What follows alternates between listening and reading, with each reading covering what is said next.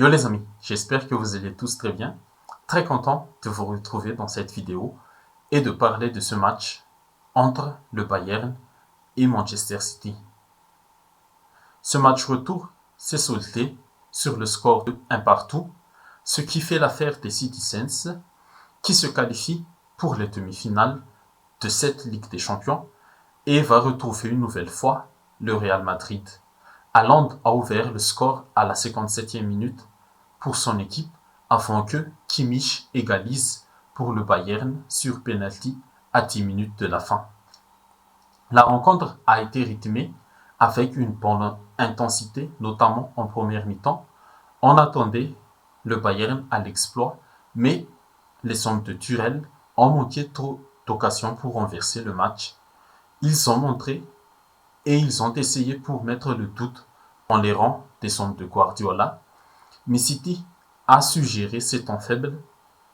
City a eu des temps faibles presque dans la majeure partie du match, mais ils ont pu marquer ce but qui a tué tout espoir pour les Bavarois. Les deux tacticiens ont composé le même 11 de départ pour leur équipe respective qu'au match aller. Les seuls changements sont Cancelo à la place de Davies et le retour de Choupo-Moting, seul en pointe pour le Bayern. Le Bayern a réalisé l'entame parfait pour aller chercher le premier but. Ils ont été très bons sur les phases de pression, les phases de relance et dans l'exploitation de la ligne défensive très haute de Manchester City.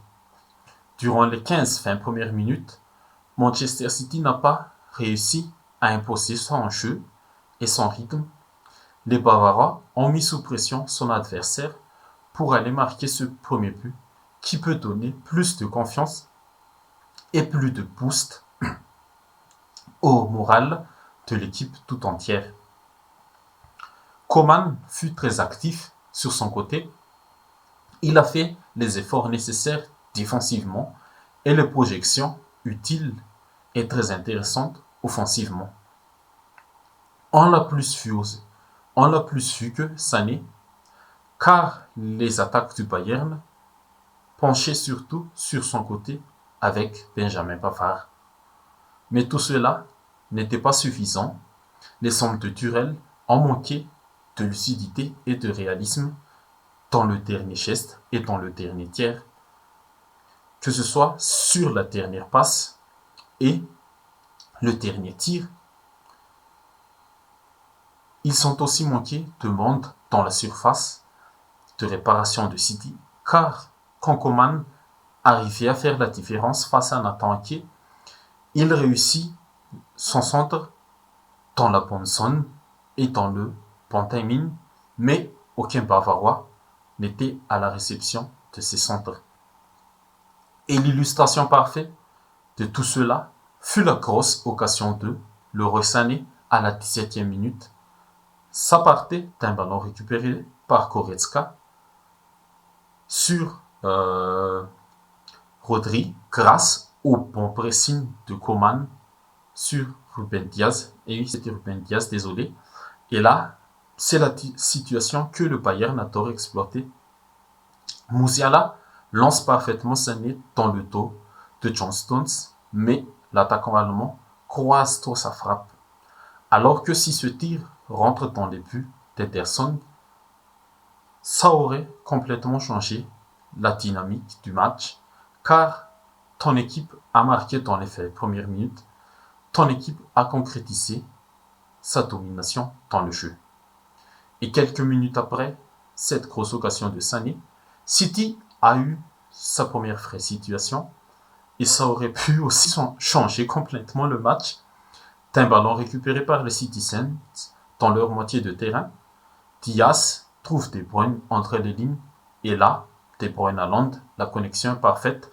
Upamecano commet la faute d'annihilation sur Haaland et prend un carton rouge en premier lieu. Mais heureusement que Haaland était au jeu au départ de l'action et du coup, Clément Turpin, l'arbitre, de ce match a annulé le carton rouge.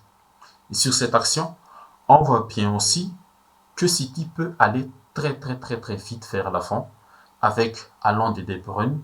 Une passe suffise pour casser toute la ligne défensive de l'adversaire. Et petit à petit, City existait un peu après les 20 premières minutes. Et la deuxième situation, c'est ce fameux penalty très discutable donné par l'arbitre sur la main existante d'Upamecano. Oui, la main a existé, mais pour moi, l'arbitre n'aurait pas dû siffler penalty. J'ai vu plein de situations comme celle-ci où l'arbitre n'a pas sifflé penalty pour l'équipe avantagée. Mais encore une fois, la chance était du côté du Bayern. Haaland rate complètement son tir. Et à partir de ce moment, le Bayern aurait dû pousser un peu plus parce que l'effet de match comme ceci doivent remonter encore plus l'envie et la détermination de renverser le match en ta faveur. Mais, comme on l'a dit un peu avant, les Bavarois n'ont pas eu l'efficacité qu'il fallait pour chercher cet exploit. Et à la 42e minute, il y a eu cette double occasion pour Choupo-Moting et Coman encore une fois. Et c'est lui, une nouvelle fois, qui fut au départ de l'action en éliminant Akanji d'une contrôle orientée magnifique. La passe pour Moussiala a été bon, mais dommage que le contrôle du milieu allemand n'a pas permis la continuité rapide de l'action. Et en deuxième mi-temps, Manchester City a réussi à tuer le match grâce à l'inévitable Erling Haaland. Et oui, c'est encore lui, bien lancé par son cousin belge De Bruyne. Il profite de la glissade d'Upamecano avant d'envoyer le ballon dans la lucarne de Sommer. Sur cette double confrontation, la cote d'Upamecano a peut-être baissé. Haaland a pris le dessus sur le défenseur français. 1-0 pour Manchester City, le Bayern est KO. Les Citizens ont su souffrir pour chercher cette qualification. Et même si Kimmich a égalisé à la 80e minute sur un penalty encore litigieux, peut-être c'est une compensation de ce qui s'est produit avec Upamecano en première mi-temps. On a senti que les Bavarois n'y étaient plus, ils n'y croyaient plus en la remontada et à cette qualification après le but du cyborg norvégien. Et pour la deuxième année consécutive, les Bavarois s'arrêtent au stade des quarts de finale. Bon, bien sûr, il y a des questions à se poser, évidemment, parce que avant le licenciement de Nagelsmann, le Bayern jouait encore sur tous les tableaux, en championnat, en Coupe nationale et en Ligue des champions. Mais quelques semaines plus tard, il ne reste plus que la Bundesliga pour le Bayern. Et pour Manchester City, les retrouvailles avec le Real sera encore une fois explosive. On a déjà très hâte de voir ce que va donner cette double confrontation pour une place en finale à Istanbul. Et dans l'autre match de la soirée, l'Inter valide aussi son ticket pour les demi-finales avec ce match nul 3-3 contre Benfica. L'Inter a déjà gagné 2-0 à l'aller. Barella, Lautaro et Correa sont les buteurs pour l'Inter, tandis que Orsnes, Antonio Silva et Peter Moussa ont donné un peu d'espoir pour les Lisboètes, mais ce n'était pas suffisant pour remonter 5 buts au score cumulé. Et pour les amoureux du ballon, on aura la fameuse derby della Madonnina en demi-finale de Ligue des Champions entre le Milan AC et l'Inter. Ce sera 2 matchs aller-retour dans le même stade et dans la même ville. Et pour la première fois depuis 2010, lors du sacre de l'Inter de José Mourinho, on aura un club italien en finale de Ligue des Champions, que ce soit l'Inter ou le Milan.